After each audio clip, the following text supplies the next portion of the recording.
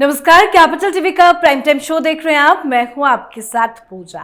EVM से पहले देश में बैलेट पेपर से ही चुनाव होते थे, लेकिन तब बूथ लूटने की घटनाएं और चुनाव में धांधली आम बात थी। जब से ईवीएम का इस्तेमाल शुरू हुआ, चुनाव में धांधली पूरी तरह से खत्म हो चुकी है। ईवीएम से चुनाव कराने में जहां पारदर्शिता रहती है, वहीं वक्त भी कम लगता है। चुनाव परिणाम भी जल्दी आते हैं, पर विपक्षी पार्टियों को चुनाव में पारदर्शिता बर्दाश्त नहीं। और यही वजह है कि विपक्ष के नेता ईवीएम का रोना रोते रहते हैं। पर आज विपक्षी पार्टियों को सुप्रीम कोर्ट से बड़ा झटका लगा है। सुप्रीम कोर्ट ने ईवीएम पर सुप्रीम मुहर लगा दी है। सुप्रीम कोर्ट ने बैलेट पेपर से चुनाव कराने की मांग खारिज कर दी। सुप्रीम कोर्ट ने बैलेट पेपर से चुनाव कराने और इलेक्ट्रॉनिक वोटिंग मशीन और वीवीपैट स्लिप की 100% चेकिंग कराने से जुड़ी सभी याचिकाओं को खारिज कर दिया है। तो आज कैसे विपक्षी पार्टियों को सुप्रीम कोर्ट से बड़ा झटका लगा, पूरे खेल का कैसे पर्दाफाश हो गया, बताएंगे आपको। मेरे साथ स्टूडियो में मौजूद हैं कैपिटल टीवी के editor in chief doctor Manish Kumar. Doctor साहब, बहुत बहुत स्वागत है आपका। धन्यवाद। आज सुप्रीम कोर्ट की तरफ से जो फैसला आया, विपक्ष का खेल कैसे खत्म हो गया? देखिए, मेरे पास मैंने सारे जजमेंट्स निकाले हैं। करीब 50 के आसपास इस तरह के जजमेंट्स हैं, जिसमें high courts and supreme court शायद ये 10वीं बार ये चीख चीख के कह रहा है कि ईवीएम ठीक है, लेकिन ये जो गैंग है वो मानता ही नहीं है। कभी ईवीएम में ये दोष है, कभी ईवीएम में वो दोष है। अभी क्या ये लोग लेके गए थे जी, अभी ये लोग लेके गए थे कि भाई ये जो ईवीएम को हटा के वापस बैलेट पेपर पे होना चाहिए। और दूसरी इनकी मांग थी कि अगर आप बैलेट पेपर पे नहीं करते हो तो ये जो वीवीपैट निकलता है उसमें उसकी काउंटिंग होनी चाहिए 100%। मतलब 7-8 दिन तक काउंटिंग चलता रहे।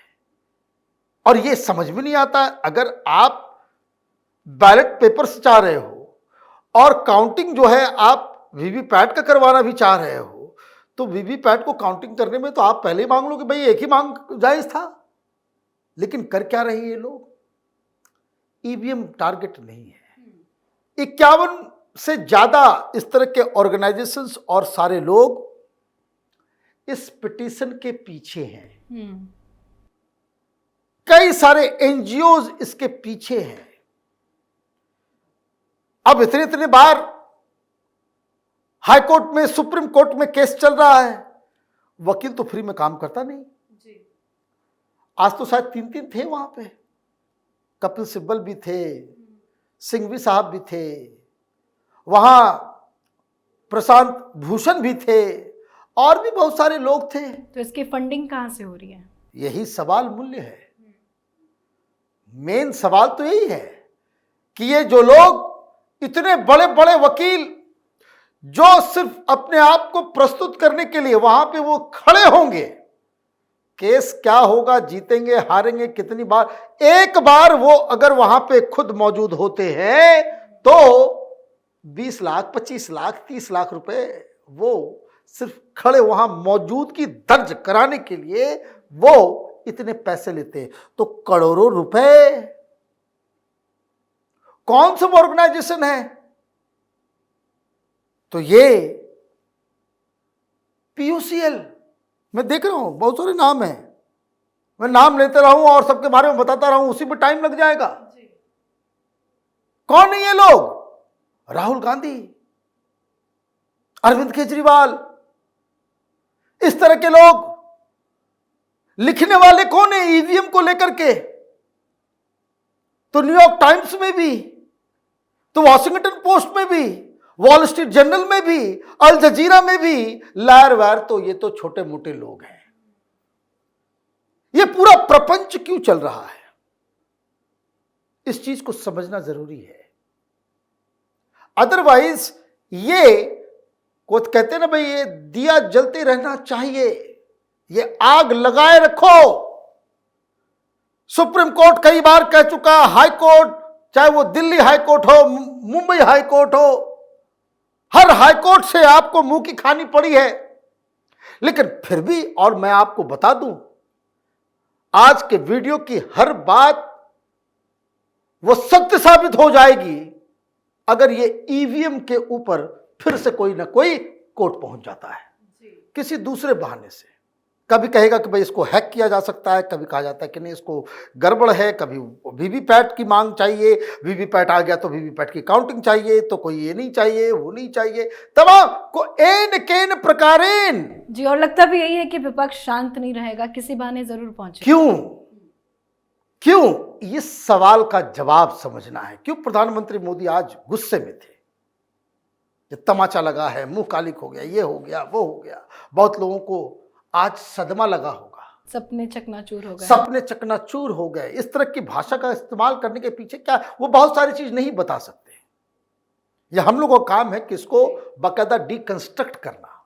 आपने बहुत ही उम्दा सवाल किया कि करोड़ों करोड़ों रुपए खर्च कौन कर रहा है, फंडिंग कहां से हो रही है, फंडिंग कहां से हो रही है। अब जरा देखिए कि हिंदुस्तान में इस तरह के सवालों के ऊपर एक पूरा गैंग ही उस पर काम करता है, and they are paid for it. ठीक है, अब जरा पीछे चलते हैं कि भाई किसको फायदा होगा अगर यह सवाल हमेशा के लिए चलता रहे कि हिंदुस्तान में जो डेमोक्रेसी है वो फ्लॉड है, कि हिंदुस्तान में जो इलेक्टोरल प्रोसेस है वो फ्लॉड है। अभी कांग्रेस पार्टी का कोई कहा था ना कि हिंदुस्तान में चुनाव क्या मतलब है, तो पुतिन की तरह यहां पर रिजल्ट आ जाता है। अरे तुम नकारे हो, कामचोर हो, तुमको पब्लिक का सेंटिमेंट्स के बारे में एबीसीडी नहीं मालूम है, तुम चुनाव हारोगे, गालियां देश को दोगे। ये political novice, non serious political entity called Rahul Gandhi क्या कहा कुछ दिन पहले, उन्होंने कहा कि ये तो फिक्स्ड मैच है। कोई कह रहा है कि नहीं नहीं नहीं ये तो सब कुछ ये है, मतलब आप ये समझिए बेशर्मी की इंतहा है ये। पंजाब में आम आदमी पार्टी जीत जाए तो ईवीएम ठीक है, दिल्ली में जीत जाए तो ईवीएम ठीक है, और लोकसभा में हार जाए तो ईवीएम खराब है। प्रियंका वाड्रा भी कह रही हैं कि सब फिक्स्ड है। सब प्रियंका वाड्रा भी कहेंगी। आप देखिए ये भी, भाई ममता बनर्जी क्यों नहीं कहते भाई ईवीएम फिक्स्ड है, वो भी तो विपक्ष की है। अखिलेश यादव पीछे पीछे पिछलग्गू टाइप से, उनको कुछ लेना देना नहीं है उससे, लेकिन बस है क्या कि सब लोग कर रहा है हुआ हुआ हुआ हुआ, तो सब लोग जो है सीआर की तरह हुआ हुआ करने लग जाते हैं। But on the serious note, किसको फायदा होगा अगर हिंदुस्तान की डेमोक्रेसी के ऊपर सवाल खड़े हो जाए? चीन और उनका एक फिलॉसफी है, जैसे हिंदुस्तान में चाणक्य है, उसका भी अपना एक फिलॉसफी है कि असली जीत तो वही होती है जिसमें गोलियां न चलानी पड़े, बिना गोली चलाए दुश्मन को कैसे मात दिया जाए, वही असली जीत है। बहुत सारे पत्रकार पकड़े गए किस काम में, ये न्यूज क्लिक वाले, कि हिंदुस्तान की डेमोक्रेसी के ऊपर सवाल खड़े करो, हिंदुस्तान की सरकार पर सवाल खड़े करो। Hindustan is not a safe place, इसलिए कि लिंचिंग की खबर आती है सब लोग। न्यूयॉर्क टाइम्स से खबर आई, न्यूयॉर्क टाइम्स का खुलासा हुआ किस तरीके से चाइनीज फंडिंग होती है दुनिया भर में, वहां के इलेक्शंस को रिग करने के लिए हाहाकार मचा था। इन सब चीजों के ऊपर मीडिया का ध्यान ही नहीं जाता है। वो टेलीविजन चैनल वाले वहां भी बस वही ड्रामा, तू मैं, जो हिंदुस्तान को नुकसान पहुंचाने वाले जो मुद्दे हैं उसके ऊपर कोई सीरियस बहस भी नहीं करता। कहां दब गया वो मामला जो न्यूयॉर्क टाइम्स ने खोला, जिसमें सारे लोग पकड़े गए। चीन से तुम पैसे खाते हो, गांधी परिवार अपना उसका जो एनजीओ है राजीव गांधी फाउंडेशन, उसमें तुम चीन से पैसे खा रहे हो, तुम देश के बारे में बात करोगे? तो चीन का क्या फायदा है? चीन क्यों ऐसा चाहता है? चीन इसलिए ऐसा चाहता है कि चीन नहीं चाहता कि हिंदुस्तान में इन्वेस्टमेंट हो। अभी देखिए कितना एलन मस्क आने वाले थे, टेस्ला का यहां पे कंपनी लगने वाला था, रद्द हो गया। क्यों? जानकारी आ रही है चाइनीज प्रेशर बहुत ज्यादा। तो इस तरीके से हर चीज में, और जब से प्रधानमंत्री मोदी आए, गलवान आपने क्या, प्रधानमंत्री ने क्या किया, प्रधानमंत्री ने क्या किया, उसकी थ्योरी उसको ही लगा दी, गोली चलाया नहीं, नुकसान जो है अरबों खरबों का करवा दिया। हिंदुस्तान के जितने इंफ्रास्ट्रक्चर जो प्लान्स हैं, जो इंफ्रास्ट्रक्चर प्रोजेक्ट्स हैं, उसमें कह दिया कि कोई भी चाइनीज कंपनी इसमें पार्टिसिपेट नहीं कर सकती, आउट। फिर देखिए चोरों की बारात है यहां, ये कांग्रेसी इकोसिस्टम कंपनी बना लिया और उसमें छोटा सा चाइनीज उसको भी घुसा लिया, ज्वाइंट वेंचर करके ये लोग हिंदुस्तानी कंपनी बनके चाइनीज माल लेकर के, वो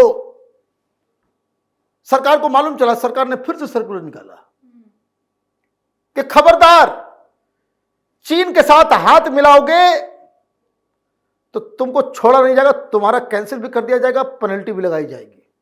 कई सारे ऐप्स बैन कर दिए गए, किसको, चीन को। किसने किया, प्रधानमंत्री मोदी ने किया। यह कांग्रेस पार्टी की हिम्मत नहीं पड़ेगी, क्योंकि तुम तो माल खा लेते हो चीन से।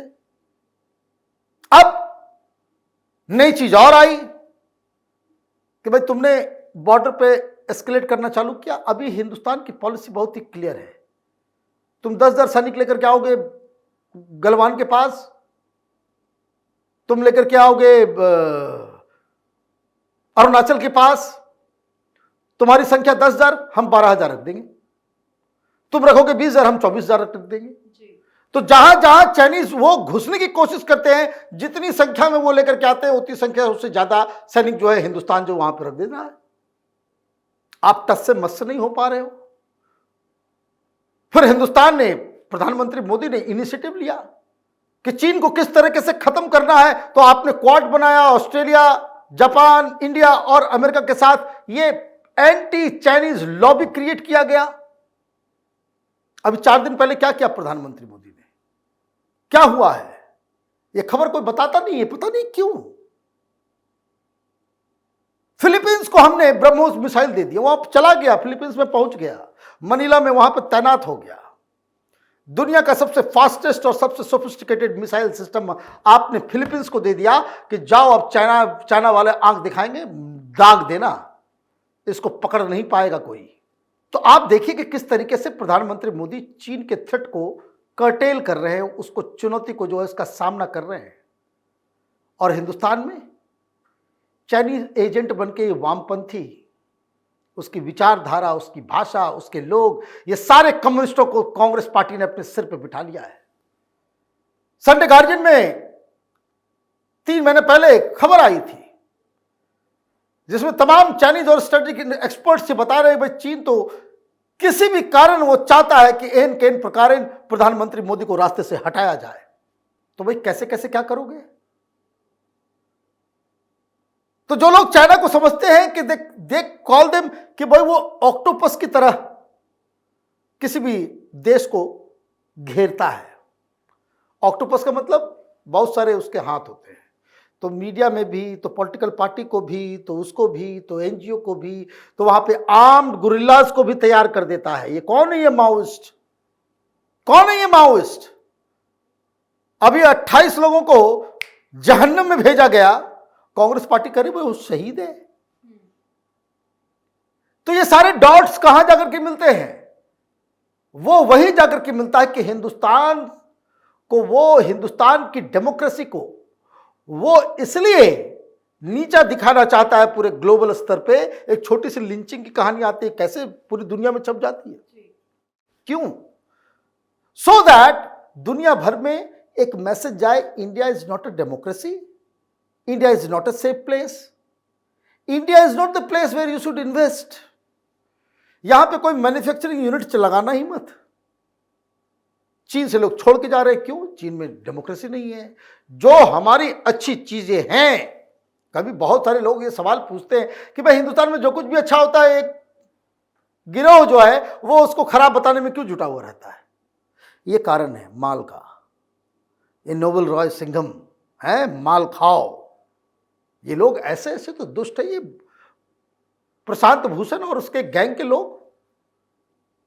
मत भूलिए ये वही लोग हैं जो गुलाम नबी फाय आईएसआई एजेंट जिसको अमेरिका ने पकड़ के जेल में डाल दिया, वो आईएसआई एजेंट वो कश्मीर पे सेमिनार करता था, ये दलाल लोग वहां जाते थे। बड़े बड़े पत्रकार जिसको यहां पद्मश्री दिया जाता था, जेएनयू के प्रोफेसर, उस समय तो हम लोग जेएनयू में थे तो समझ में आता था कि भाई कहां जा रहे, क्यों जा रहे हो। तो उस समय वो, आपको याद है कोरोना के समय प्रधानमंत्री मोदी ने गलवान और ये सब के दौरान जब चाइना के ऊपर एक्शन लेना शुरू किया, यही दलाल लोग, भाई देखिए चाइना से तो अभी इंपोर्ट करना जरूरी है, ये सामान कहां से आएगा, वो सामान कहां से आएगा, ये कैसे आएगा, वो कैसे आएगा।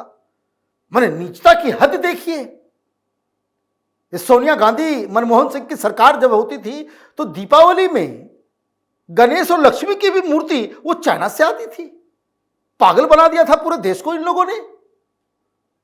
लाइट्स भी चाइनीज, होली हो, दशहरा हो, कोई पर्व त्योहार हो, चाइनीज गुड्स से जो मार्केट भरा हुआ होता था। मोदी ने इसी को रोका है। तो प्रधानमंत्री मोदी इसलिए नाराज नहीं थे जी।